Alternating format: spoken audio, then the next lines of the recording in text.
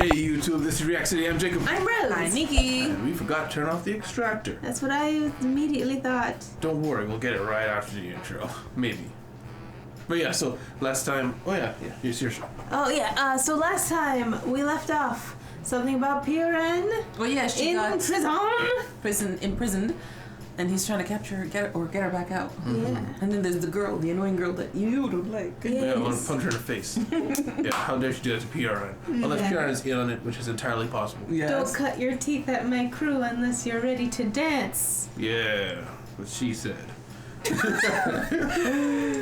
But I'm looking at our first screen. Is it going to be a flashback start and then the opening, maybe? Almost certainly. Yeah, because they're probably trying to build up to something. It is Gladiator. What is it? Tournament arc. Tournament arc. A short one. Tournament training arc. Yeah. You can see from the bracket it wasn't a lot of fights. Oh, okay. Yeah. They could drag it out if they wanted to. They could. It is an arc, so. But maybe we'll get to see all of it in this episode, guys. Remember to hit the like button, remember to hit the subscribe button, also check out our Patreon in the description to see these episodes a whole week early, as well as the uncut version of these episodes. Let's get right into the show. Before we get into the show, real quick, we are doubling up. Yes. We're recording two, so we won't be able to see your comments from today's episode until after the next episode. So sorry if we keep repeating things incorrectly in the next episode. Mm-hmm. Let's get into the show.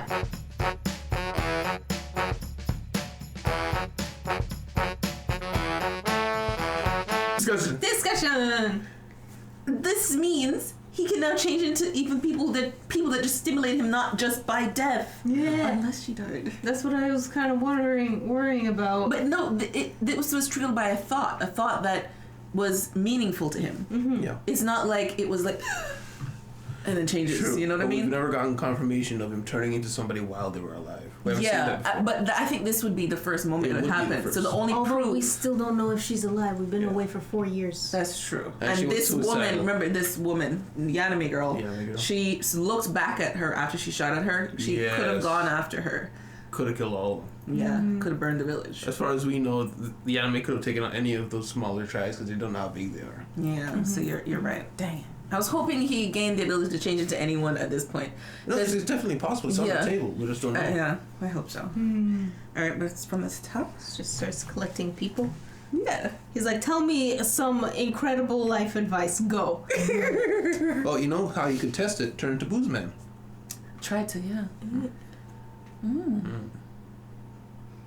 Yeah. What do you think that would help him if he became Booze Man? Nothing. Like, just prove your theory. Yeah. I know, but like, if what would make him want to think to try? You know what I mean? Some kid needs help and he needs given advice and he needs a father figure or something. So he turns to Booze Man. I don't know. He's like, this is the only father I know. I apologize. Drunk with a gourd in his head. But yeah, so we start off right in the tournament. Yes. And he gets trampled immediately. Yeah. It actually saved him because then he was the last one. He wouldn't have gotten like slashed to pieces in the middle of all that. The guy who was just like casually turning Poking him with into a stuff. pin cushion. Yeah. That and him just suddenly, oh, I'm hungover.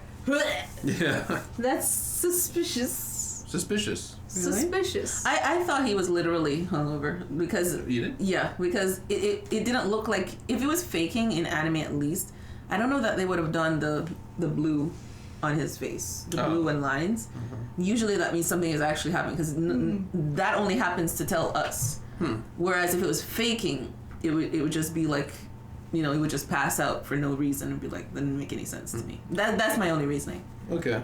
Yeah, my interpretation was that he got lightheaded because he was terrified, whatever this thing was. Oh. And he was trying to kill him and just poking his thing. It's like, this is an actual monster. I'm lucky it hasn't killed me yet. I'm gonna pretend to be dead. That's kind of what I got from it. But yeah, his mannerisms were a little weird, but I kind of just attributed that to maybe he was scared, faking Maybe. Yeah. Maybe we'll see him again. Perhaps. I think he's been eliminated. So but we might see him like out and about. Just on the island. Because he is a capable fighter. He was the last survivor. Yeah, he made it. Pin cushioning the immortal boy. And then we also learn the weird girl's name, Tonari. Tonari. And to be honest, even though she's still, you know, kind of grates on the nerves. We're slowly starting to learn her story. Like, all the kids are just like, put on a smile or else kind of thing. But she was kind of brazen to just say out loud. And even the kids were turning around with their face like, seriously.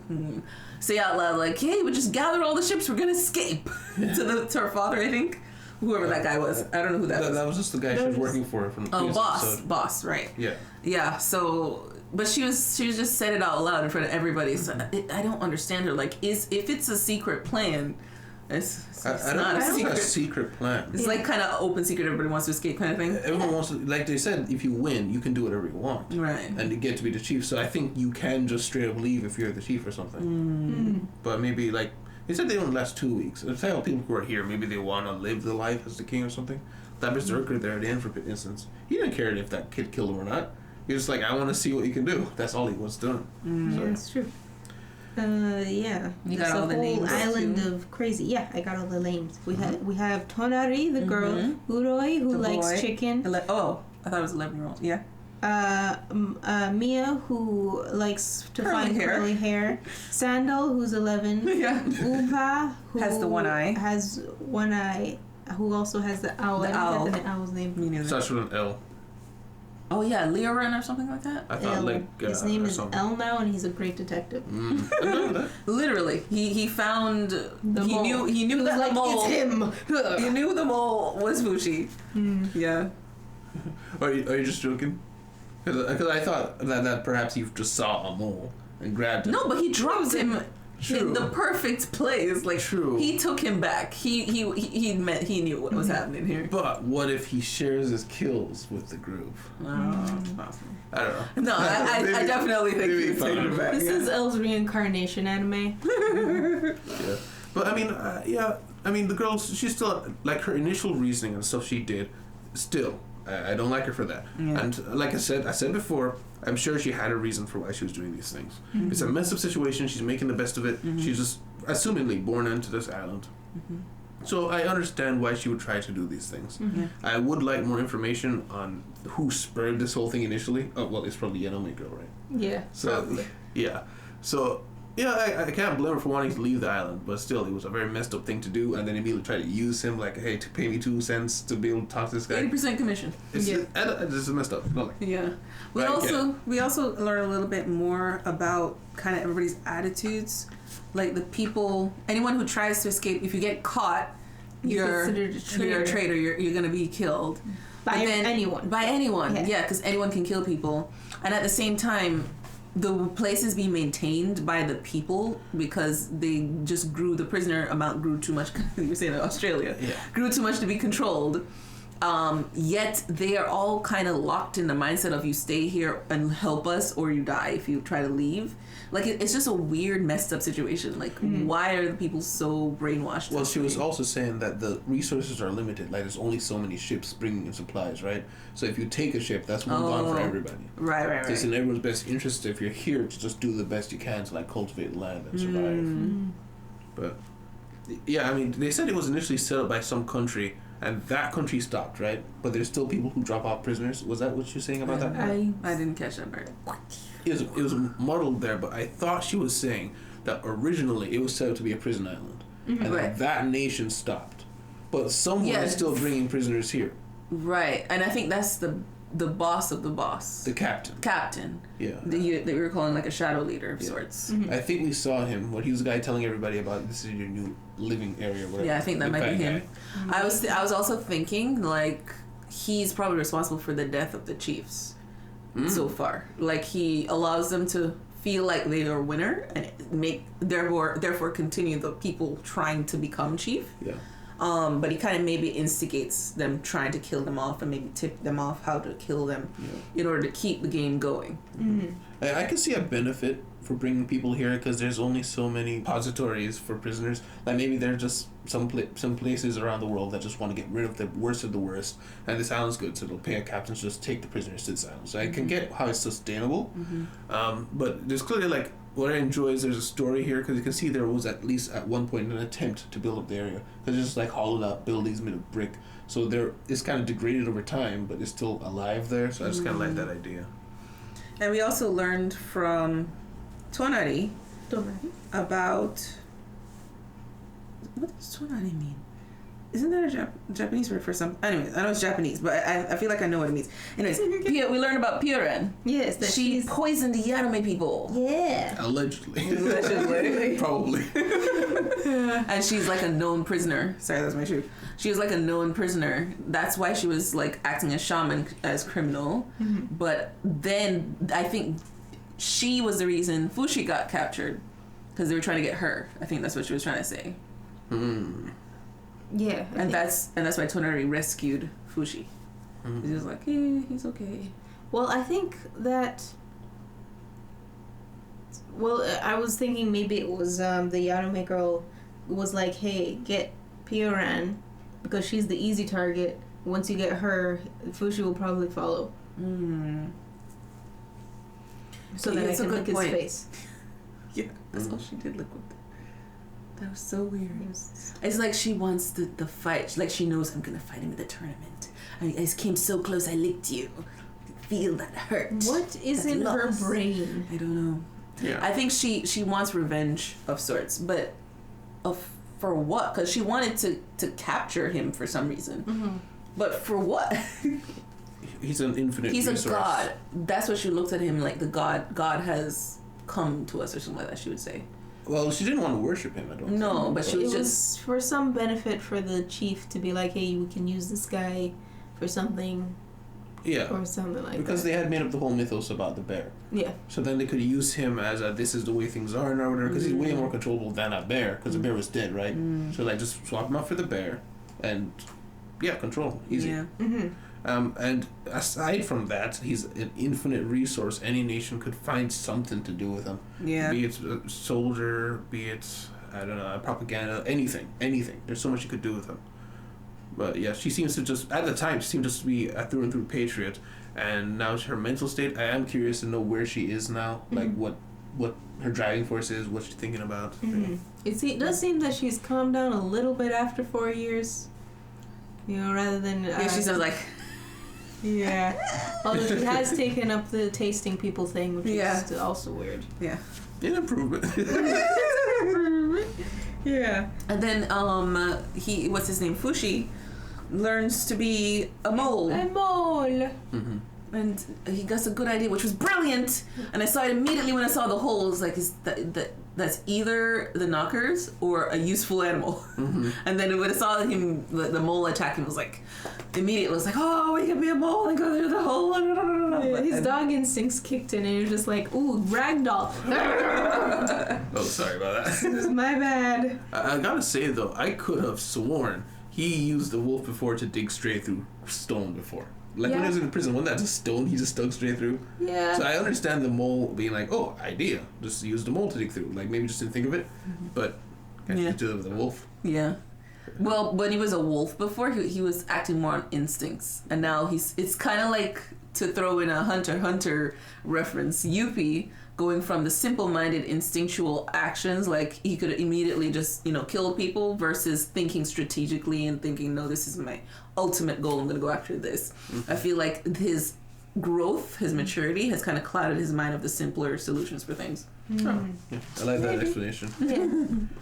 That also reminded me of him repeatedly falling off the wall. And I said, it's almost like he can't learn without somebody teaching him. And I think that is the case, because he's not a baby learning. He is a reflection. He's a mirror. So he needs to see you do it and learn through you instructing him side by side. It's why he literally couldn't get better at cooking until Gugu was there next to him teaching him. Yeah, he's a reflection. That's a good point. Wow. More gold. Wow. And then he ends up in the tournament, of course, because Owl. Yes. And the man eats the man. Yes. It's like, am I immortal now? Gross. So gross. He swallowed. I was so mad. I was like, ah. Good try.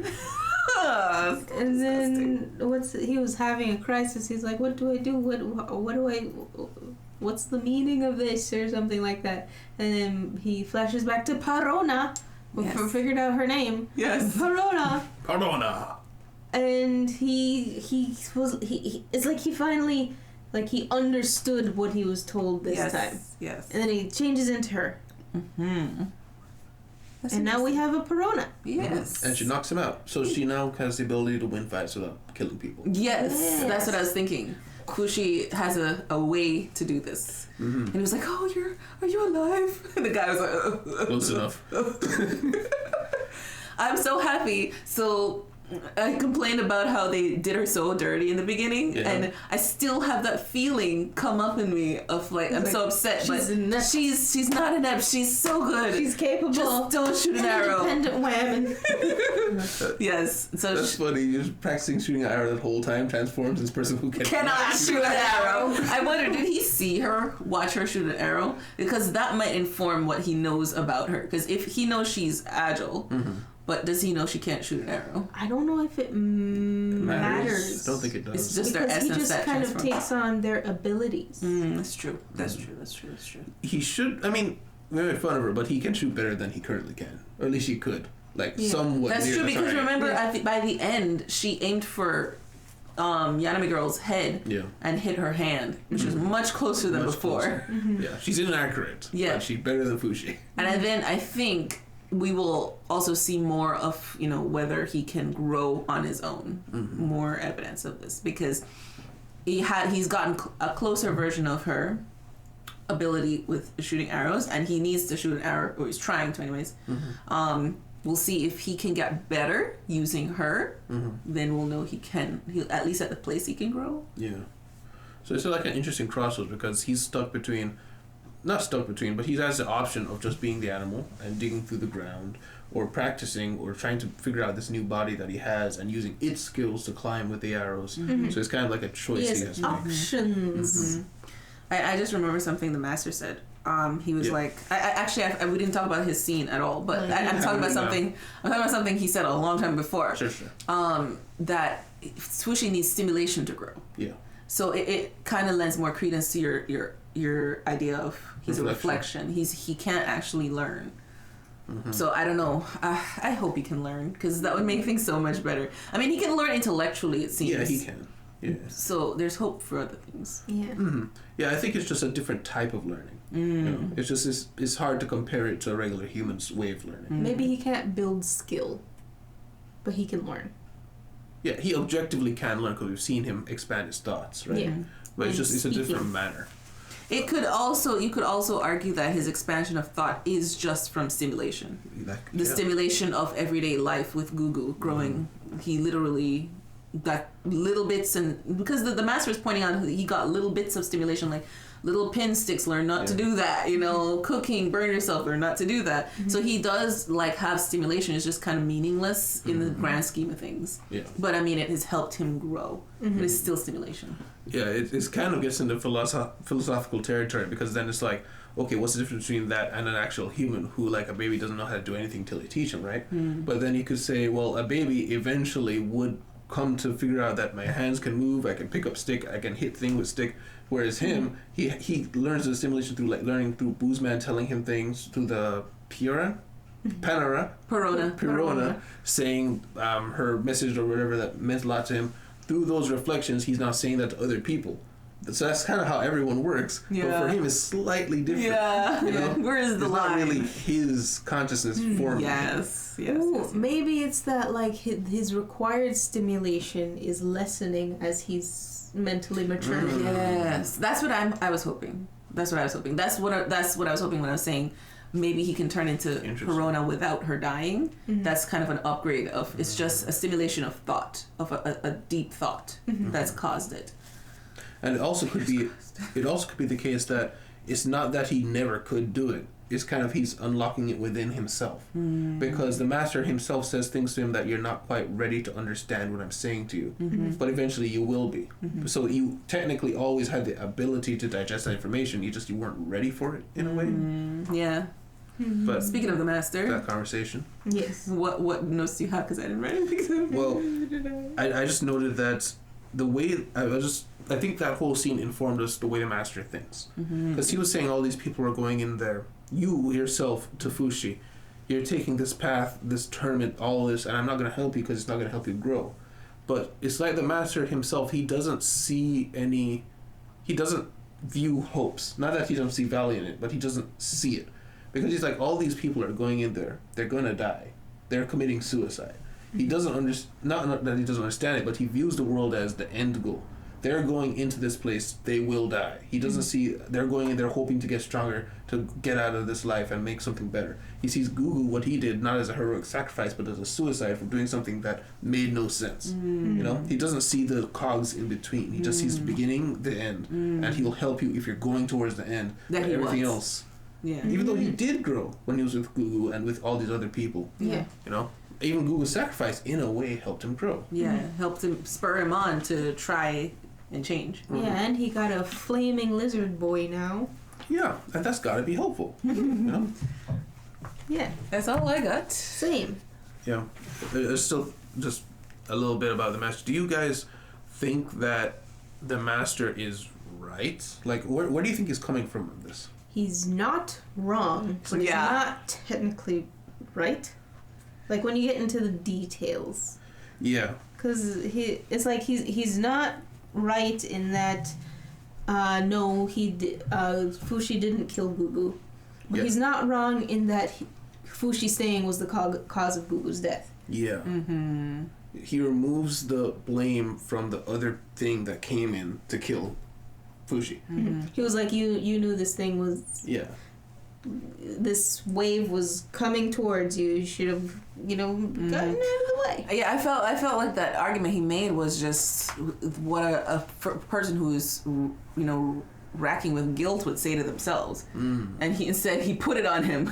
Fushi's trying to heal and is like, you did this, right? What's interesting is that he was like, I'm not levying accusations. Right. He's just like, it's the fact of what happened. Yeah, that's just what I'm saying speaks. is how he sees it. Yeah, he thinks, no, this is the truth, this is the facts. I'm saying it. Yeah, I believe him in that he believes what he's saying. I don't think there's any deceit there. No, but it's there's like, not even any malice. Yeah, like if you go to the beach and you swim in the water, and like 1% chance you'll get eaten by a shark, and you get eaten by a shark, he'd be like, he committed suicide. He knew that there were sharks there. He got himself killed. He doesn't see the whole reasoning behind. There's no chance that you get eaten by a shark virtually. Yeah, but it's there as far as he's concerned. Like, knockers will try to kill you, Fushi. Therefore, anything that happens along the way that you didn't like go out of your way to prepare for it, you caused. Interesting. Yeah. But maybe we'll understand more of the Master's thinking in the next episode. Guys, remember to hit the like button, remember to hit the subscribe button. Also, check out our Patreon in the description to see these episodes a whole week early, as well as the uncut version of these episodes. And also check out our website in the description to see our merch store. We'll see you in the city. Bye! Oh, bye! Special thanks to our patrons, John Doe, Jamal Wilson, Robin Berglund, Mario Charles, and Lizer.